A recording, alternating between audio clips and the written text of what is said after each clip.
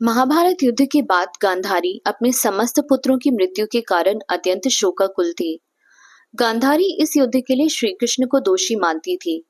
गांधारी को लगता था कि यदि श्री कृष्ण चाहते तो इस युद्ध को होने से रोक सकते थे और इसी कारण वे उनसे अत्यधिक क्रोधित थी। युद्ध समाप्त होने के बाद द्वारिका लौटने से पहले श्री कृष्ण गांधारी से मिलने गए।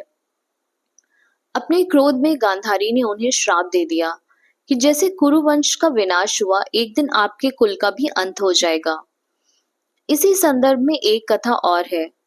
एक बार कुछ ऋषिगण द्वारिका पधारे। श्री कृष्ण के पुत्र सांब अपने मित्रों के साथ हास परिहास कर रहे थे। वे स्त्री वेश में ऋषियों के पास पहुंचे।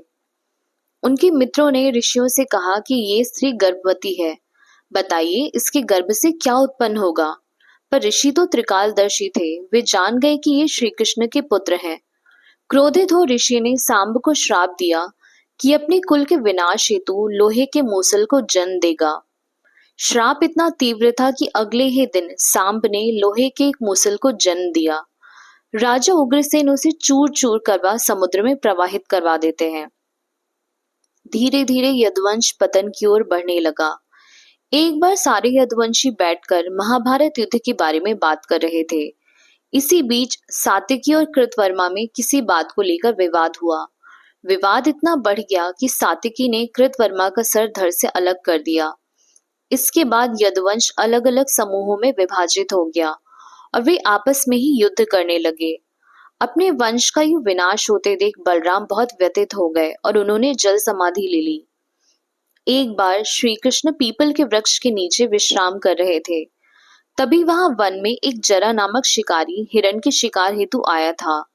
दूर से श्री कृष्ण का पैर उसे हिरण के मुख जैसा दिख रहा था। उसने निशाना साध बाण चला दिया। जब उसने पास जाकर श्री कृष्ण को देखा तो वह हैरान रह गया और रोते हुए उनसे क्षमा मांगने लगा। श्री कृष्ण ने उसे समझाया कि इसमें तुम्हारा दोष नहीं है। श्री कृष्ण जख्मी थे। वे चलते हुए समीप की नदी के किनारे पहुंचे और वहां अपना शरीर त्याग बैकुंठ धाम चले गए।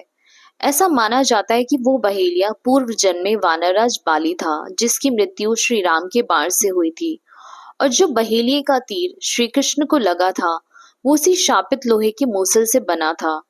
कहते हैं कि जिस समय श्री कृष्ण ने अपने शरीर का त्याग किया उनकी आयु 125 वर्ष थी और जिस जगह उन्हें तीर लगा वो सोमनाथ के पास है। वह स्थान आज के समय में भालका तीर्थ के नाम से जाना जाता है। हजारों वर्ष पुराना पीपल का वृक्ष आज भी यहाँ पे उपस्थित है। अगर आपको ये जानकारी अच्छी लगी हो तो प्लीज वीडियो को लाइक करें और मेरे चैनल को सब्सक्राइब करें। Thank you for watching.